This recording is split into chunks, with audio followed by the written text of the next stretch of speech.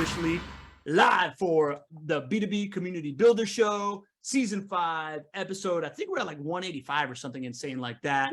Today, I'm really pumped for this conversation, man. You were just talking about it, right? Like the vouching for people, the social capital to me is something that I have always really understood, while the venture capital world, not so much. So I'm super pumped to get into this. Randall and I connected through a mutual friend, immediately hit it off. He's an active investor. He's a guy that just does so many things that it makes me uncomfortable that I'm not doing enough. And I always try to like get into those brains. He's got shoulders the size of cantaloupes. Like I'm trying to figure that one out. And venture capitalist, COO of a publicly traded company, Phunware on the NASDAQ, and super cool dude from what I can tell. Randall, welcome to the show, man. Hey, thank you for having me. And honestly, I'm humbled to be here. We talked about this in the pre-show, but putting yourself out there is hard. Like, it's not natural for a lot of people. And even when you're good at it, it's not natural. So like when you host these kind of things and you do these kind of communities and you bring kind of people from all walks of life together, people don't realize how hard that is. I always say, like, your role is how I imagine people think like acting is. They're like, oh yeah, you're just really talented, or you're a really good singer. You just go up and like just do your thing, right? Like, no, like the amount of planning and preparation and organization that goes into these things to then have these kind of conversations is, not inconsequential. And so I really appreciate you putting in the work and then letting us just show up and, we can kind of stand in your light every once in a while. Dude, I appreciate the acknowledgement, and now I want to acknowledge the person that really is responsible for putting in this work. Roanne is in the chat. She's our community builder, welcoming everybody. I want to welcome the community that really makes this thing possible. Venya Logan, past star of the show, checking in. We are sharing the stage at CMX Summit here coming up. Venya is one of the headiest people I've ever heard speaking about community. Don Bates, who we just aforementioned, our in-house Brit, PhD candidate at Oxford, crusader for human rights. Love having Don around. Who else is in? We got Penny Rose. Penny is a forensics accountant for a 3-letter organization that you may have heard of nationally, and she's specializing in accounting for content creators, which I think is an amazing niche, and I love it, man. And I can't wait to help her really blow that up. And we also got That's awesome. Another past star of the show. I love this. Like, I love the community that happens from hosting people on your stage. You get to attract wonderful people. And Lydia Sugarman. Lydia, I don't know much about you. I'm looking forward to get to know you. As you all know, we start here with the interview. It is Randall for the next hour and picking his brain. And then we go straight into the relationship-driven growth strategy sessions. That's Ask Me Anything kind of thing, where I got some stuff I want to talk to you about things that I'm seeing, but it's totally community driven. Randall, let's start with you, man. I want to get right into that genius brain of yours, man. The premise of the show, right? It is what VC money thinks about community, and I kind of want to lob it up to you to start. Of what do you think is the overall belief around community when it comes to the VC world these days? I think it's an after the fact construct. And what I mean by that is, like, when you're thinking of venture capital, and for those of you who are new to it, there's different stages of funding, right? So you have kind of early on when you're first getting started, you got, credit cards and, holding out a tin cup and saying, please give me money to help start my thing. And you kind of bootstrap your way into something. If you don't know anybody, maybe you use mom and dad and maybe you have a couple rich friends. Then you kind of have, angel investing, which begins to kind of professionalize some of that, but it's still largely community driven. It's relationship based, different types of communities. And then you really kind of graduate into venture capital, either if you have the chops, like the entrepreneurial background, to just kind of jump into that. You're a successful Silicon Valley operator, and you can kind of call up some, successful venture funds and like get in the door. Or you have a company or product that's kind of heading in the right direction that seems interesting to, more institutionalized investing groups. And that's kind of your venture capital. So what happens in venture capital is a couple people, they're entrepreneurs in their own right. They go out and find the rich people. They pitch them on their thesis for investing. You have never lived until you've raised a fund as a VC. Like, I always tell entrepreneurs that cry about like raising money, I'm like, at least you have a product. Like, I was walking into a meeting with really rich people or really rich funds and being like, here's the deal. I want you to give me your money. I don't know what I'm going to do with it yet, but I'm going to do something, and it's going to be awesome. And I don't know how much money I'm going to give you back, but I'm going to probably give you back something or lose it all. I don't really know. but give me your money. I'm going to hold on to it for 5 to 10 years. And at some point, I'm going to call you up and either tell you I lost it or here's a check. What do you think? Like, it's the worst possible situation to try to raise money in ever, because you're just, I mean, but in the flip side of that is you're selling yourself, right? So that's venture capital. You go out and you raise all this money, you put it in a fund, and then you deploy that fund over about 5-year period. That's kind of your investment window. And then the next 5 years is kind of your harvest window, where you've invested in these companies. Now you try to exit them. And I'm going to get to your question in a second. Very interesting dynamic, right? Because you're a VC. You've got to generate returns for your investors. And you have 5 years to kind of deploy your capital. And you kind of have 5 years to harvest that capital. What if the company's not ready to sell? What if the company is going to really work in year 12 or 13 or 14 or 15 or whatever? But you're thinking like, man, time is money. I need to get my money back. And so it creates this really odd, not always aligned incentives type of relationship with entrepreneurs that you always have to be careful with. And so when I say kind of venture capital thinks about community after the fact, I'm saying that's what happens after you deploy your money. So like when I'm a VC and I invest in a company, now it's like clock's ticking, game on. You need to grow this business as fast as possible and try to sell something or do something that makes me money. So leverage community, leverage mentors, go on Shark Tank. I don't care what it is, but just like, let's grow, let's grow, let's grow, let's grow. And so, that kind of creates this, I'll take anything at that point. But when you go before the fact, before the investment, community's not there. And it's really, I think, a holdover of the golden rule. He who, has the gold makes the rules, right? And so, earmuffs to anybody who is offended by this, but I did it, so I can't offend myself. There is an ivory tower mentality to being rich or having money to deploy. Sit back in your chair, come to me, kiss the ring, let's see what you got. If anybody here has not raised money from VCs, I'll give you like a window into what it looks like. What's your total market size? Oh, okay. Hey, wait, how much are you gonna make this year? Oh, you're burning? Oh. Hey, like that's literally your entire pitch. Is just talking to somebody like on their phone, like half paying attention, and there is this ivory tower mentality, not in all VCs, but a lot of VCs, where they are, pardon my French, king shit in town, and everybody has to kiss the ring, and they are king and queen makers, especially the elite venture funds. I think therein lies the opportunity where we can go with this conversation is it still like that? Is certain macro trends in society changing some of that? But I would wager to guess, to answer the question pointedly, that VCs don't really think about community the same way you would think about community prior to an investment. Really, really great summary of what the VC world is to get us all up to speed. Really great storytelling perspective, made it very, very obvious. There's a couple different places where I'd like to take it, man. The first is, it feels to me that on the before the investment side, actually, you know what? Let's start out on the investment side. It feels to me that as a VC is analyzing things, you are saying, they're asking, what's the market cap? I've heard that like Sequoia asks, basically Sequoia is like, you just showed me the book Play Bigger. They talk about how Sequoia, they got like a category guy that'll be like, yeah, exactly. That'll be like, what does it look like if you become the category king, right? Like if you take 76% of the market cap, how much is it, right? Like these dollars and cents, when you answer that question to them, what are they looking at that will tell them whether or not delivering on that promise is doable? And is part of that, dude, I have this insane network of people that all like follow what I'm doing, right? Like, I guess that's the question. Is like, what are the assets that they're looking at? And are they valuing the concept of a really robust network? Yeah, here's what's funny. And I think I wish I was smart enough to know I was doing this. I think I was smart enough to know I didn't know what I didn't know, and I started thinking about this, but it led me to what, I think makes me look smart in hindsight, which is probably the truth for a lot of people.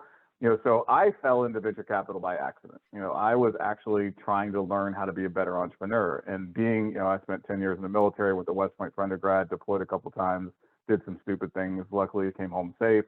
And part of me getting into venture was know your enemy. I was like, if I'm going to be a good entrepreneur, I always had the back of my mind, because I used to interrogate people. Like, I always, you interrogate people in, like, Al-Anbar province, outside of Fallujah, and you start learning, like, what you're hearing is not actually what's happening, and you start looking for subtle cues, and, oh wait, this means this and this means that. Or if anybody's ever, done business in, like, for example, Japan, they will nod their head. And in America, we're like, great, we're on the same page. And like, no, they're just nodding their head, acknowledging that you're speaking. They're not saying they agree with you. And so there's all these subtleties to relationships, both one-on-one and in community. There's always the peacock. There's the one who's assessing everything. You got to be able to, kind of, create your archetypes as you go. Lydia said something in the chat here that I noticed about being very careful about, do you really want venture capital money? And you need to go in eyes wide open, because some of the things they're asking you, you think you know what they're asking, but it's code for something else. And so a lot of times they're assessing the entrepreneur just as much as the business. Like, is this an entrepreneur who will look for an exit? Like, some people just will. Companies, you have to play the game a little bit. Like, your home could be the most beautiful home in the world, but if no one's ever seen it and it's behind a bunch of hedgerows and you've never shown a real estate agent and nobody's ever, you cover it up on Google Maps and, like, there's no way to sell that home. And so you can't do that and then be in the back of your mind, I can't wait till I 4X this house. Well, how are you going to 4X this house? No one's seen it. You've never thrown a party. There's no pictures online. There's no way to know what the house looks like inside. It's just an address. So you've got to do certain things. Maybe you do throw up a profile on Zillow or something, and, if somebody comes knocking, gives you the right price, you'll take it, but you're not interested in moving. You've got to do that as an entrepreneur, and you've got to have that conversation with a VC in a very real way. Now, there's a little bit of a dichotomy there, because the VCs, want you to focus on building the best, biggest business you can, but you still have to give credence to the exit. What is your exit? Do you go public? Do you get bought by a strategic? Do you get bought by a competitor? Do you sell pieces of it to a private equity firm and scale that way? What are you gonna do? And you're not telling people, well, I'm gonna sell. Like, I'm only in this for to flip this company, because they don't want to hear that either. But, when they say, what is your market cap, and, what is, how fast can you grow this? Where can you grow this? They're not just saying, hey, I'm a cheerleader and I'm really excited about your business and this is really on trend with where things are headed. They're thinking, what do I need to exit this for in order for me to make a return? If I give you, if I value your company at $100 million or $80 million and I give you $20 million, I now own 20% of that. I know in the back of my mind, for my fund to return money to my investors, I'm going to have maybe 10 companies in the fund. 8 are going to be, 7, let's call it 7 are going to fail. 1's going to break even. 2 are going to pay for the whole show. So you've got to make enough money off of those 2 to pay for the whole thing, unless you're just really good. And some people are really good, but that's how they think about it going into it. I need to 6 to 8x every single investment, because I know I'm going to lose money on 70% of my investments. So if I give you 20 million and I own 20%, and now we're a $100 million company, and I want to 5x that, you've got to sell, for a very high number at that point. So now you're talking about a 20 million times a 5x. You want to make that 100 million. By the time you get there, you're going to be diluted down by other rounds. So call it a $1 billion exit. I've got to 10x that $100 million market cap just through 5x my $20 million investment, because I'm going to account for other dilutive rounds as we go. Mm-hmm. And early investors are way more concerned about dilutive rounds than later investors, because the latest round prices in the terms. And so, They're asking all these market cap questions to, one, gain insight onto you. Do you know how you're going to return money to the VC? And then two, how likely is it you're going to achieve that exit? Some businesses, it's just going to be hard to grow, or because of the competitive space, maybe you can't get there, or because, so now you're thinking, okay, well, if all of my competitors are all on average valued at, $1 billion, and I've got to now sell this company for $1 billion, well, that's not as interesting if all my strategic exits are all $20 billion companies. Well, yeah, they can consume $1 billion company. Facebook can buy an Instagram for $1 billion, and so they're thinking through that, not just, gee whiz, you're in a really good space. You got really great product market fit. This market's going off like crazy, right? That's what you want to hear. That's not what they're asking. Interesting. Okay. All right. So then they're basically looking for how clear is the path and how well do you know it, much more so than anything else. Yeah, 100%. And are you willing to walk that path? Will you post photos of your baby online so people can tell you the baby's pretty and I might want to buy it?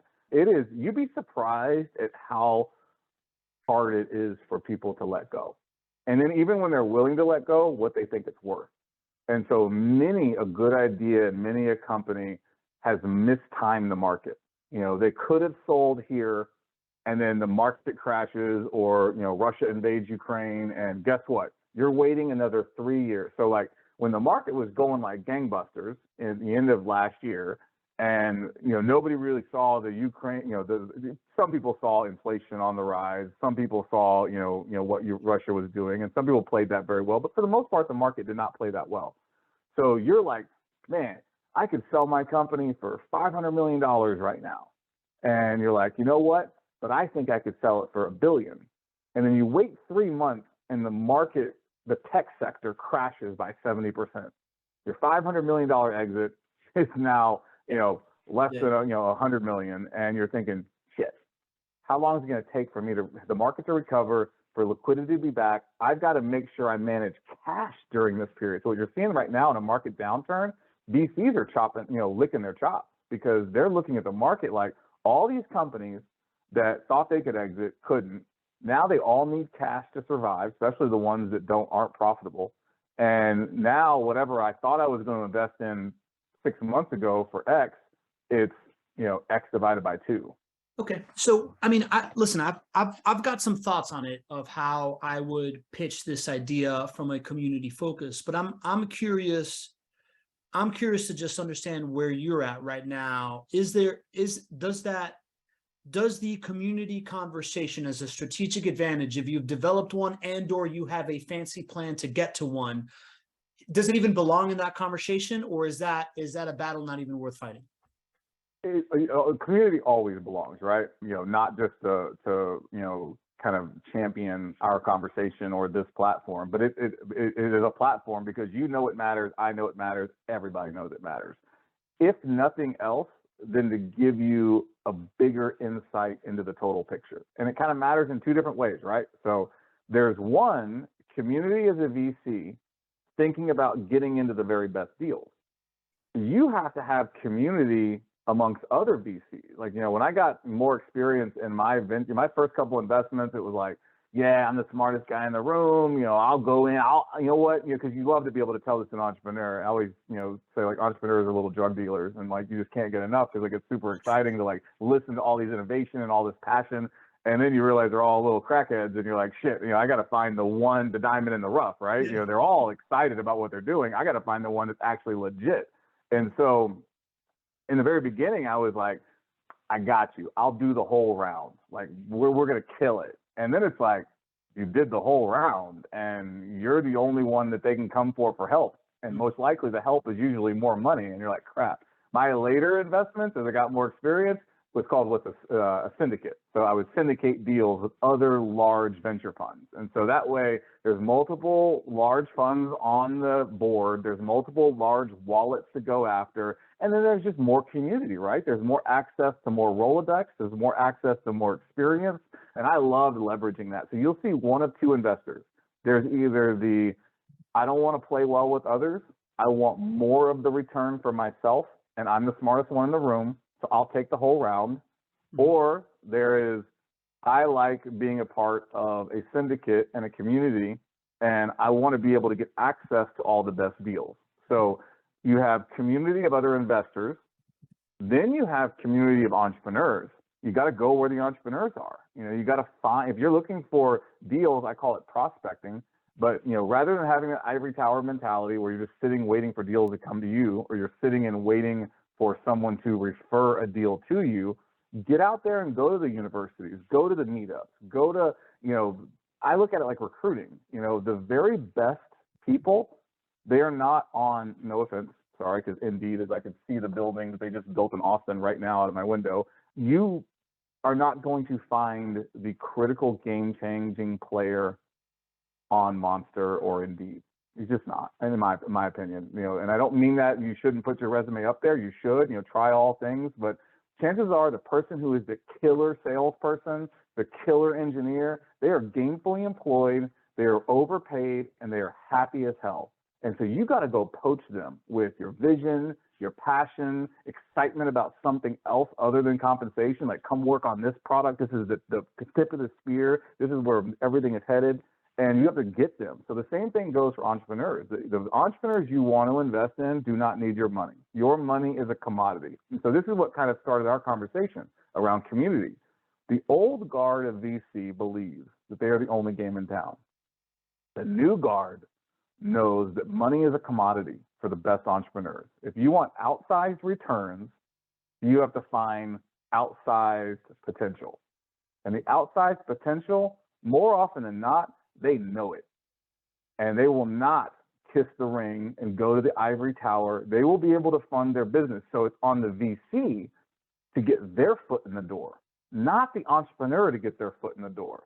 You want to smooth the hell out of the entrepreneurs. You want to be shown as a partner. You want to be helpful. You want to be responsive. And so the dude doing this or the woman doing this and not paying attention, as an entrepreneur, I'd stand up and walk out. I'd be like, I'm sorry, I guess my time isn't as valuable as yours.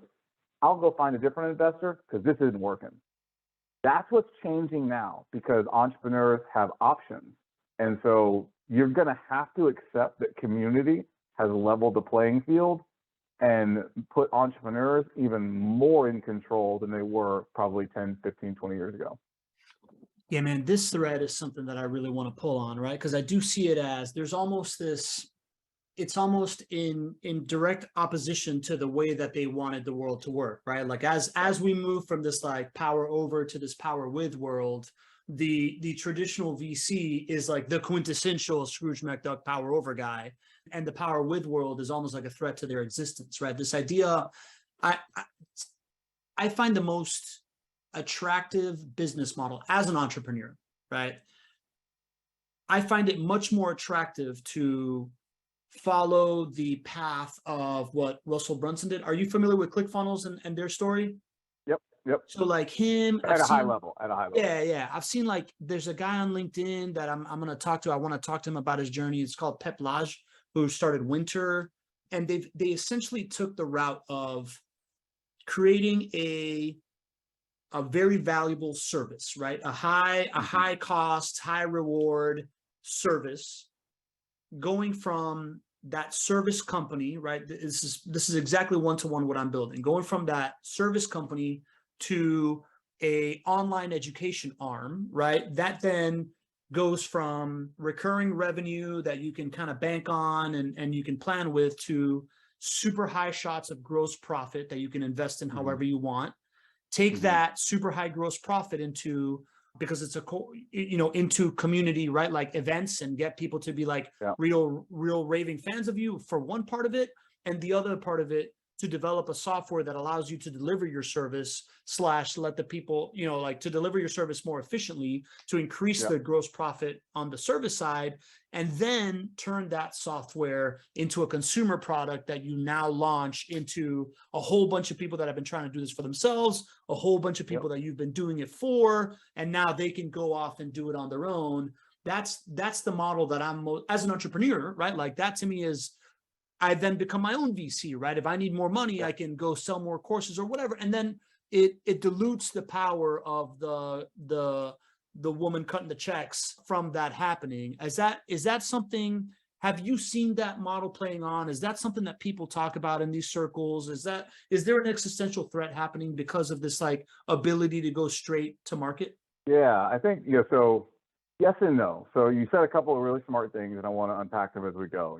First, I'll circle back to this, but you first kind of talked about this idea of power and is there a transition? And I wrestle with that because the game doesn't change, right? Like I always say this about crypto. It's like the man has been the man for a long time, and the man will be the man long after Bitcoin's ubiquitous.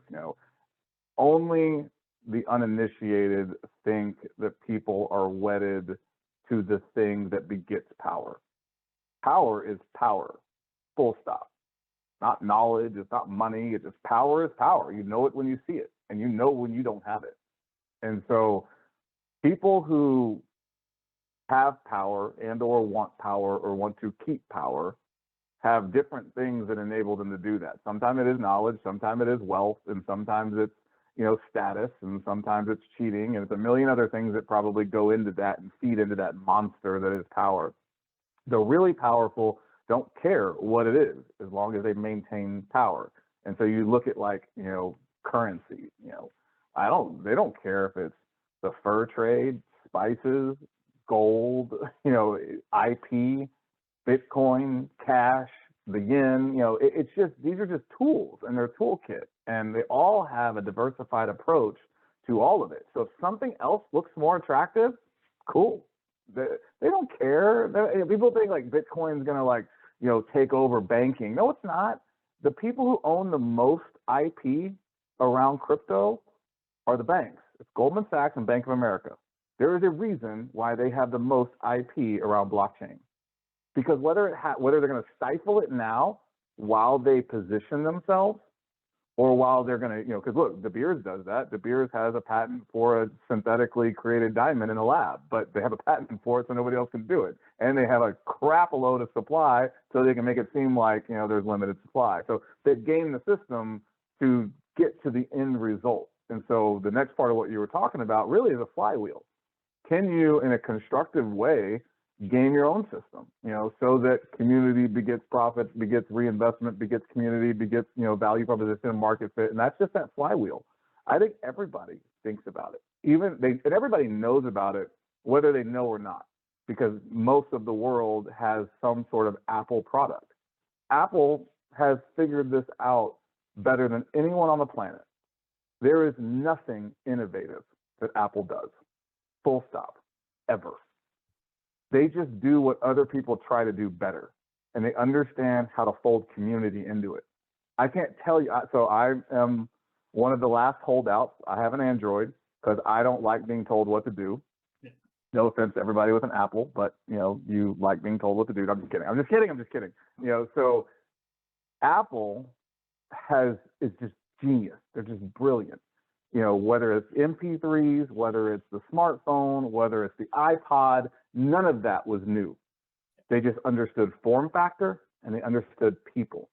I have features on my Android phone that I'll have been using for 2 years. And then somebody will come to me with an iPhone and be like, bro, now use my face to log in. I'm like, I've been doing that for 2 years.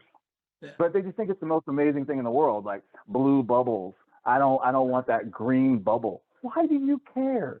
And kids are literally getting bullied for green bubbles. That's community. And guess what? That community drives acceptance and then drives profitability, because those kids got to go out and buy an iPhone so they no longer have a green bubble. It's genius. It's kind of sad that people care. It's sad that we teach our kids to give a shit about green and blue bubbles. I mean, God, I want my kid to be like, Dad, I got a green bubble and it's amazing. Screw these blue bubble kids. Like that's what I hope for as a future parent. But that's them understanding how to take a product, how to build community around that product, how to inform additional product development, drive additional profitability, drive that profitability back into products, and just keep going. And guess what? Apple doesn't need to raise money ever because they don't have to give up that power ever, because they're one of the most valuable companies on the planet. So you have to get there. That's kind of the holy grail for a company to be so successful and so profitable. that you don't need to, necessarily raise money. And if you do, you do it on your own terms. That is tough. Most venture-backed companies are unprofitable because the business model as a whole, this goes back to community as well, give it away. So think about that. So if you've never heard the acronym KPI, it's key performance indicators. VCs will have this, venture capitalists will talk about this. They'll say, okay, as a company, how are we going to measure success? And so you think about that in terms of different metrics. Are you going to measure success in terms of revenue growth? Are you going to measure success in terms of profitability? Are you going to measure, you're going to say, screw all that. Like, we're not going to ever turn a profit. Uber has never turned a profit. Amazon is not really a profitable company. I think they finally started to here and there more recently, but for the longest time, for 15 years, they didn't. And that was by design. They were like, look, what little money we have, we're gonna plow back into growth, and it's a land race. We're gonna grab as much land as possible, and then we're gonna build upon that. And investors believe it. They're like, all right, cool, bet, got it. All right, we're gonna drive user growth and community at all costs. Forget about profitability and revenue. Okay, as long as you can get on the same page with your investors as a private company or your shareholders as a public company, by all means, just be open and honest about what your goals are, and then make sure your strategic initiatives align with those goals. Thank you for that, man. That was great. That's a great breakdown. I think you're really gonna love Play Bigger, right? Because it's gonna give you more of the genius of what Apple's done in a very formulaic fashion, man. Okay, so I'm gonna ask a couple questions here from the community, and then I'm gonna take a little bit of a detour into Phunware and blockchain and stuff like that, cool. Right? So Venia has a question. She asks, does the formula 7 will fail, 1 breaks even, and 2 pay for it all change when you leave the scope of small businesses? In companies that get crazy high funding rounds like Discord, Comscore, and Threado, do you see a larger chance of success? Would you say that it's due to the money or due to the investor syndicate that you're talking about? That's a great question. And remind me, again, community for me is all about getting to know people. Remind me of Venia's background, or do we know it? Yeah, man. Venia is she's an anthropologist that then became a marketer. So now she really gets the community game at a super high level. She has a company called Socially Constructed Online, and she was on a couple of weeks ago, man. Her conversations with her about community are just freaking fascinating. So that's where she is. Yeah. Anthropology is super cool. Like, got him drawing a name on his blank on his name. It was Slack. Stuart Butterfield, I want to say. Anyways, there was an era when every big shot CEO was a psych major or somebody, a sociology major or just something that was just a little bit more cerebral, and they were like, oh, what's going on? And I think a lot of it was that ability to kind of see complex pictures, and it wasn't just, I'm an engineer, I've got to prove this point, I've got to do these things. That's what everybody always thinks, right? To be a successful entrepreneur, you got to be an engineer. And it was like, wait, hold on. No, not necessarily. A lot of these big time companies are now being driven by people, from anthropology and just kind of understanding, at a high level what it takes to play bigger, right? So I think 100% the inclination is yes. I think the statistics change completely. As you get bigger, you start to think about other, buzzwords that you hear, too big to fail, and, that power thing can be, call it intoxicating. When you put enough money into something, you don't want it to fail, and you'll plow more money into it. And so you hear this term called living dead, where there's these companies that they're not going anywhere, but they have so much money behind them that they can't really fail. And you'll see that a lot of people talk about that from these big companies that you love. Hell, Boeing almost went bankrupt 4 times, 5 times, but sometimes inertia is a pretty powerful thing. And this is why going back to VCs and community matter. When you get the right VCs who do have a little bit of that ego, that they don't want to fail either, you'll get to a point where you'll say, all right, I need more money, or we're going to run out of money and fail. And if you have the wrong investors, they're going to be like, sorry, shut that thing down. But then you get some people who they don't want to fail, and they don't want to admit they failed, and they don't want to admit they were wrong. That's the big thing. You don't want to admit that you chose wrong. You see this in HR all the time. You hire somebody, Gary Vee talks about this all the time. you typically know within the first like 48 to 72 hours whether or not you made a good hire or not. But it'll take you 3 to 6 months to exit them if it really is a bad hire, because nobody wants to admit that they hired wrong, and they want to be, oh, I'll give them another chance, I'll give her another chance. So when you have larger rounds, larger companies, they're just the inertia takes over. So the 7 fail, 1 breaks even, 2 pays for the whole thing. I would say that's seed, Series A, Series B, maybe Series C. Those are your first initial rounds of funding as a private business. After that, once you start raising big time money, call it, $25 million and more, you're just graduating to a new level of thinking.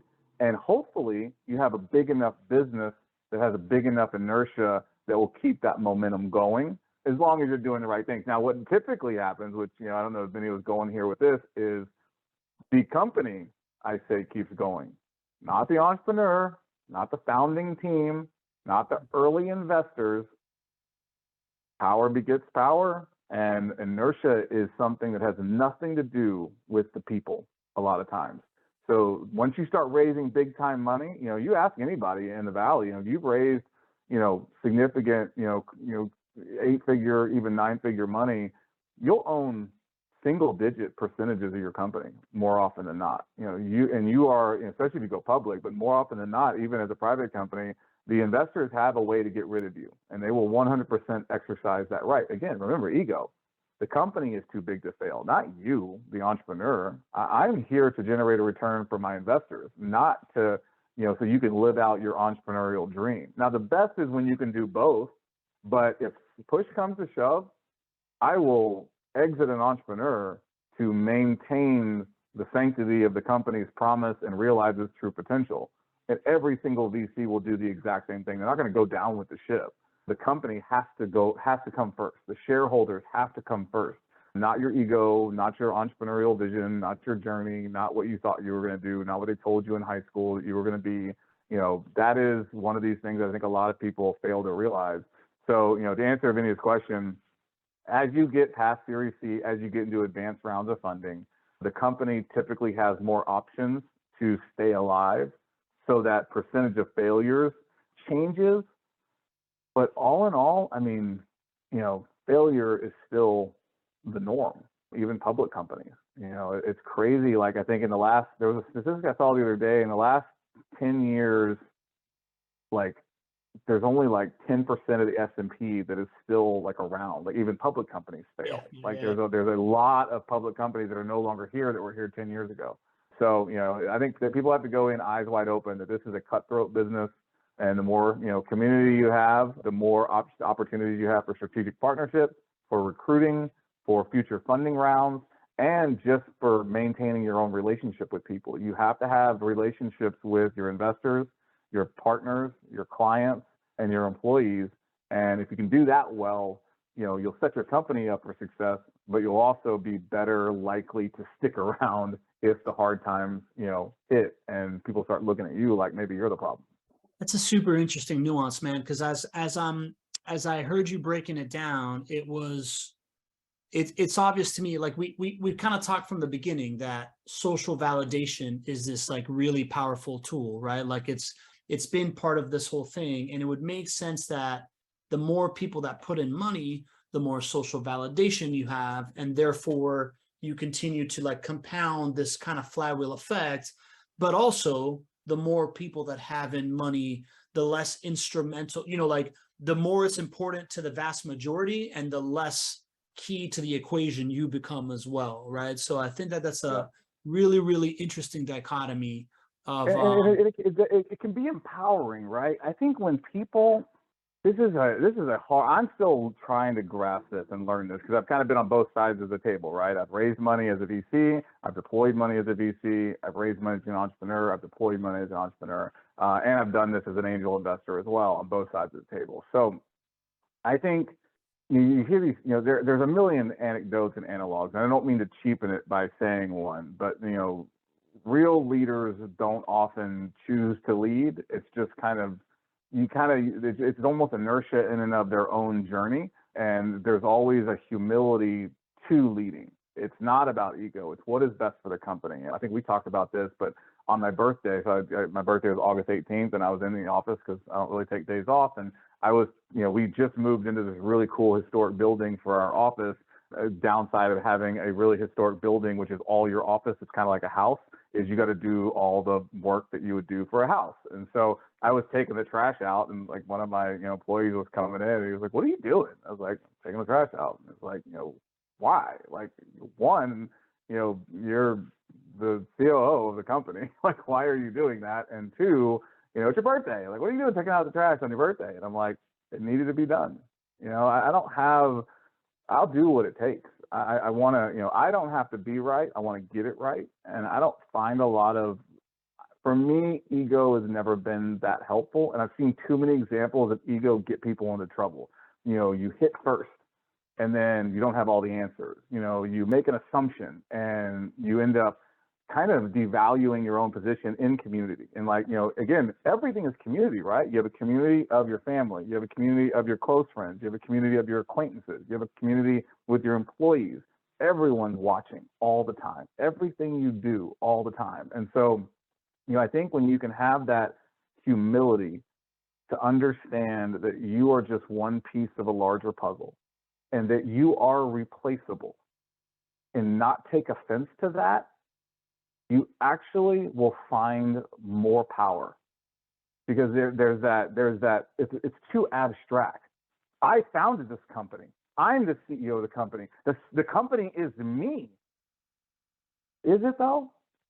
What about the 100 people you got working for you? What about the 1,000 people you got working for you? What about the investors who believed in you? What about the people who buy your products? They don't matter. If you go away, they all go away. That hubris is dangerous. And so I think that more people can accept that you should prove your value every day, and that you shouldn't kind of just hit that glide path and be like, well, I raised money. My job security is good. I don't think anybody should have job security. Why? If you're not doing your job, you should go. And if you're doing your job, no one's going to want you to leave. Man, that hits really, really true to me, man. I completely thank you for that, right? Because the role of the servant leader has always been very near and dear to me. And I know that whenever the times that I've taken a bad path has been because I'm like, well, I feel like I just got this far enough where like the rest can coast. And the moment that you take your eye off of it is the moment that stuff starts to get twisted, and you got to go back and do the stuff that you thought you were past, right? So it's like never kind of let that go, man. So I thank you for that, man. That really puts a lot of stuff in line.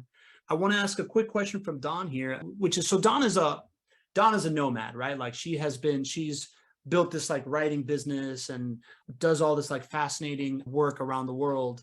So she's asking, with the increase of, yeah, it's really cool, man. Like total like civil rights like warrior in the deepest, darkest places, man, doing really important stuff. Can I assume that civil rights, has spanned multiple, cultures, multiple geographies? 100%. Yeah. Super cool. Yeah, it's really cool. So she's asking, with the increase of entrepreneurs going nomad with global networks community, are VCs more willing to back a nomad, or is that seen as like a flight/bad risk? Sounds like she's had some previous example of that. Have you seen that? That is such a good question. I will say both, but sobering with both is it totally depends on the entrepreneur. I think if you're going to be nomadic, and let me start with the problem, and then I'll go to why it still can work. So it's kind of what I believe now. And so the good thing is there's no right answer, right? You got to find what's right for you, find what's right for your investment thesis, find what's right for your culture, what you love. Like, I don't like so because my dog got, amputated, had a leg amputated, which we talked about before this, I'm taking care of her at home. Normally I would be in the office. Like, I love being in the office. I need that energy. Home is home for me. Office is work. I don't work out at home. I don't try to work from home. I like getting into the office, communing with my people, just riffing on things around the water cooler, all the cliches you can imagine. That's my jam. But I also come from the military. Like, I come from, sports. Like, I love the camaraderie. I think that the world is in for a big wake-up call, because we're still tracking on the inertia of in-person life. And so like right now, like my tenure for my, my core software, engineers and my core software kind of company is like 5.5 years. So we worked remote easy because we already knew each other. We already, had each other's back. We already built and went through so much together. And so I didn't have any retention issues. The people who I have retention issues were the people that I hired during the pandemic, who we never met. They joined, something didn't work out. They probably were just like looking for a paycheck while they hung out, and then got a different job and then went and did something else. And so I'm a little bit cynical. I'm like, all right, like, do you want to be a part of an organization? Do you want to be a part of community? Do you want to do that? I don't want it to be remote. I want to see you. I want to get to know you. I want to break bread with you. I want you to feel, pain in your heart, leaving me behind, leaving this company behind. And when you're remote and you just got a bunch of people and you collaborate on Google Docs and you never really get together and share that time together, it's just easier to walk away from some things and some people. So, and then I see that sometimes with leadership, where you'll have employees somewhere, but the leader is, off somewhere else. You went public in Canada, but you live in New York. And it's like, it's just tough in my mind to do that. Human beings are naturally social animals. We naturally are always seeking connection. Like, what is community really? Community is about, can I be seen and can I connect with you? I'm looking for validation through my presence. Otherwise, it wouldn't, we're social beings. And so I think for me, I will always, and we see this with blockchain a lot, so right now blockchain is driven by people hiding behind avatars. It's driven by, one person in Colombia, somebody else in, Vietnam, somebody else in Poland, and they're all they pretend to be a company, but they're not. They're just working on crypto projects whenever they feel like it. They don't have a mission and a vision and commander's intent. I know somebody pointed out, I will use military vernacular every once in a while, so I apologize for that.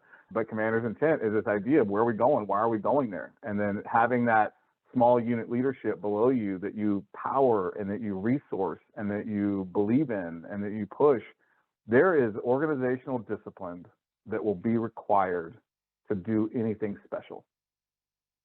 Now, that doesn't mean you can't be nomadic and still achieve the exact same thing. There's plenty of examples. I just think it's harder.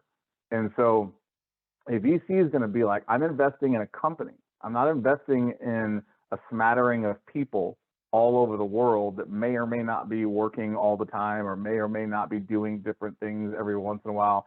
And this is a little bit of an archaic view because there's some people who are, we see the Instagram generation, right? Where it's like, you're hanging out on the beach in Puerto Rico and you're a digital nomad. And I'm thinking like, do I really want to give you $10 million to build your business? Yeah. I don't know. So here's the flip side of that. If your business is killing it, it won't matter. So if you want to be nomadic and you want to do what you want to do, but you're growing community like gangbusters and you're throwing product out the door like it's your job, because it is, and your employees love you and you're growing your business, VCs won't care. Yeah. They will, if you don't have anything, they'll default to wanting you to build a real company. If you can show them crazy growth, then you're proving that Nomad works for you through tangible results. So I always say, show me, don't tell me. Yeah. If you're killing it, then you're killing it. So right now, my employees know they don't have to punch a clock. In the military, we always say train to standard, not to time. And when you're training to standard, not to time, it's not saying like I don't need to be butts in the seat from 8 to 6 to prove that you're valuable. Just because you're busy doesn't mean you're productive, and just because you're productive doesn't mean you're effective. 2 hours of one person's time might be worth 10 of somebody else. And just because you're in the office, if you're playing Words with Friends the whole time or searching Google Maps, I don't really, being in the office doesn't help me. So I think if you can show that you're valuable, regardless of being remote or in an actual building, or being in the Philippines versus being in Silicon Valley, the results will speak for themselves. Kill it. Go be a nomad. Build your business. Show them that you can work from anywhere.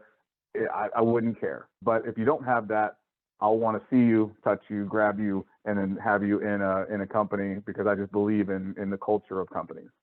Yeah, man, all that makes a lot of sense. I want to read off a couple things here from the community. Kira, who is very spiritual person, like has perception before the beyond the things that most people perceive, writes, Oh, I love that. yeah, community is created in energy form first, and you are tuned into the deeper energy. If you don't need the physical presence, unless you aren't using your intuition and creating the group energy. And I think that that is, Yeah.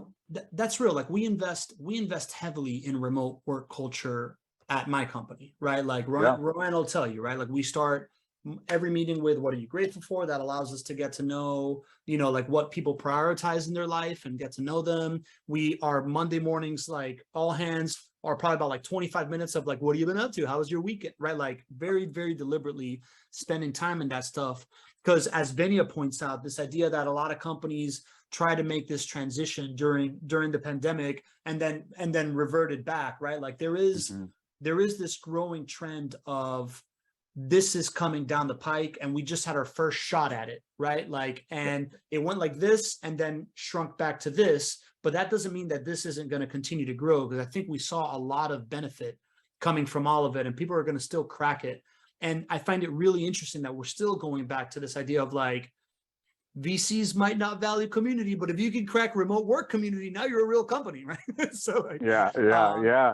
it's I think she said something very, very important. I mean, it's going to be, there for every situation where I could see that like going remote has failed, I can show something where going remote has succeeded, and vice versa. Where everything where you say, well, back in the office, has really successful, I can show you companies where back in the office wasn't successful. So like what you found during the pandemic and a lot of like kind of white collar, the Cisco's of the world, there's a lot of studies that were done that were like, you probably have 50% too many people.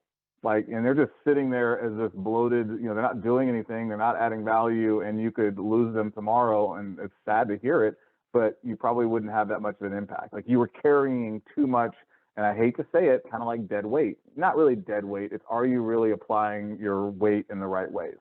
And so, for everybody that kind of chastises remote, I can find examples where you can chastise in office culture and perspective. So I think what Kira said is important.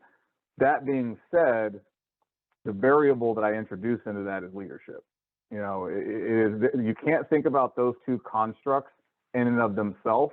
And that's where human beings love this. We love binary thinking. And the world is too complicated and scary not to approach everything in a binary manner. It's red state versus blue state, black versus white, Black lives matter, all lives matter, remote and it's like, it's like gone are the days where you can compromise, right? And so I think when you think about that, should you return to the office? Should you be remote? And it's like very polarizing. Leadership is what nobody talks about. Like, what are you doing to enable a sense of community remotely? Just saying what you're grateful for. And I feel like there's a lot of misapplications of very cerebral topics. And so if like anybody's ever taken like a Myers-Briggs test, we have our natural egocentric tendencies to say, I'm an ENTJ. Just like I would say, I'm a Leo. I want you to know me. I'm going to tell you who I am.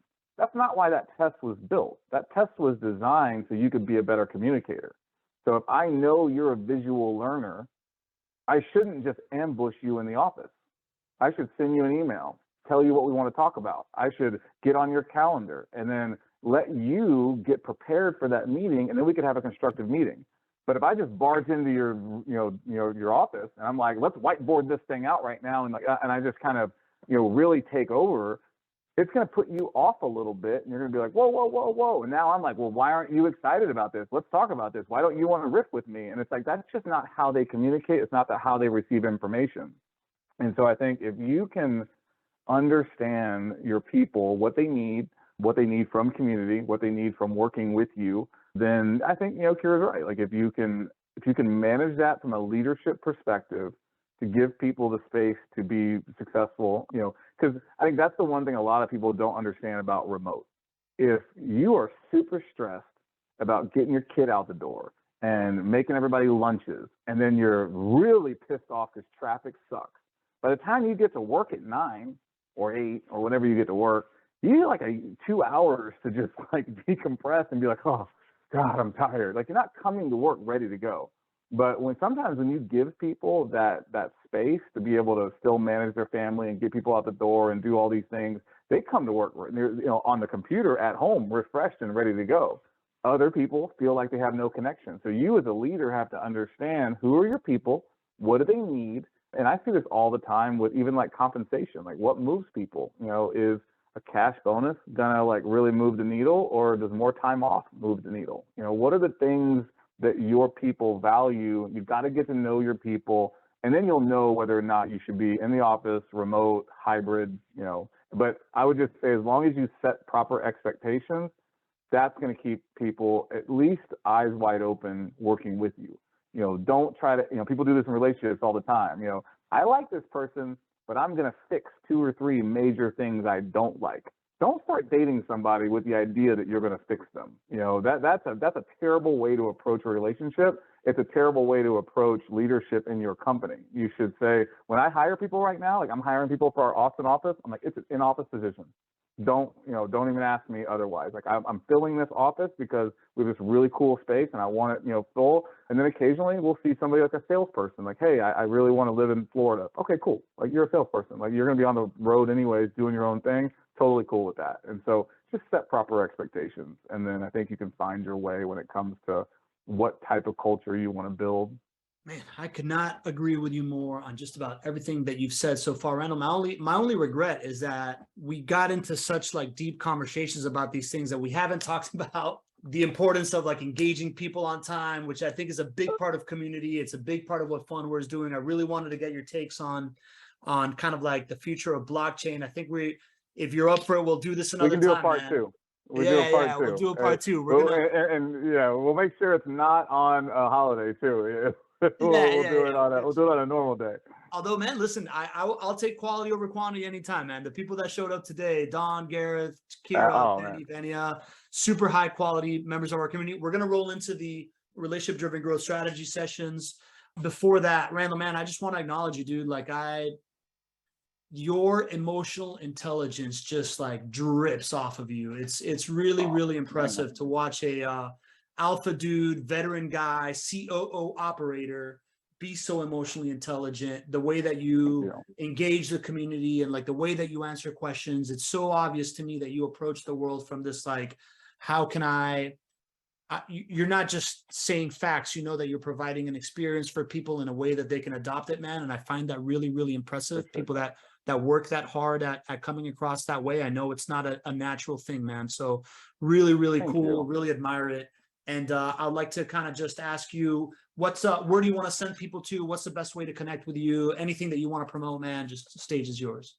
Yeah, no, one, thank you. Thank you for people that did, tune in. I was kind of trying to not, I was trying to pay, one thing I always tell people is be present, right? And it's hard when like you have so much really good, content coming in. And I always find I hate networking at conferences because there's so many people I want to talk to that like I'll get caught with like one person talking for an hour and I'm like, oh man, there's so many other great people to talk to. So I'm trying to read the thread here and I'm like, oh, that's a really good point. And I'm trying to like be present and listen to your questions. And so I don't know how you do it. It's a challenge. You did really, really well with it. So I'm not a big, I'm honestly not a big promoter. I love doing this. I love seeing where things go organically. I love relationships. I love people. It's fascinating what people are capable of. And so I love people's stories that like enable them to be capable of so much, right? So, for me, you can go to, one of my employees did this for me. I did not, build this myself, which is why it's dated and I never do it. But if you want to learn more about me, go to randallcrowder.com. One of these days I got to update it because it's kind of silly. They did it as a joke. But, at Randall Crowder on Instagram, at Crowder Official on Twitter. I have at Randall Crowder on Twitter, but I can't figure out what my password is. So until I figure it out, it will be at Crowder Official. And if you want to learn about Phunware, go to Phunware. It's with a PH. So phunware.com. We do have some blockchain stuff we're doing. Yeah. And so Ron just posted a lot of these to the thread. So, reach out to me anytime. I'm also Randall Crowder on LinkedIn. Easy to find. If you got any questions, thoughts, opportunities to collaborate, ways I can be helpful. I actually like helping more than I like asking for help. And so if there's something I can do for you, introductions I can make that, I would be able to make, or just insight I can provide or questions I can answer, please, let me know. I'm very easy to find, and I tend to always work. So, anytime you want to get me, you can get me. Love that, man. We'll tag all that in the show notes. Who is a typical consumer of Phunware, man? Who is your typical client? So we know who to send you. Yeah. Who to send to So, anything, so healthcare and hospitality are our big things. So the big kind of, elevator pitch on Phunware is we tech enable the real world. So, the metaverse is a marketing gimmick. It won't be the metaverse for a very long time. What gets me up in the morning is I want to tech enable the real world. I don't want to escape the real world for a virtual one. I want to make the real world a better one. And so that's my jam. We just launched at Atlantis down in the Bahamas. So we build mobile software for massive companies that allow people to tech enable any complex user journey. So we built the first NFL app. We built the first NASCAR app. We've done presidential elections, hospitals, hotels, stadiums, airports, you name it. We'll build mobile ecosystems that were designed around context. So how do I get the right information to the right customer on the right screen at the right time in the right place? So we just launched at Atlantis down in the Bahamas. So large hospitality, luxury resorts are our jam. We just launched at a couple hospitals in Virginia and Maryland. So hospitals are great, tech enabling the continuum of care or tech enabling the guest experience at a hotel, anything in Vegas like casinos. We work with Wynn and a few others. And so I love any brand who's looking to better engage their customers and they want to do it in a mobile first world that's quickly feeling like it might be mobile only. That's what we do. Badass, man.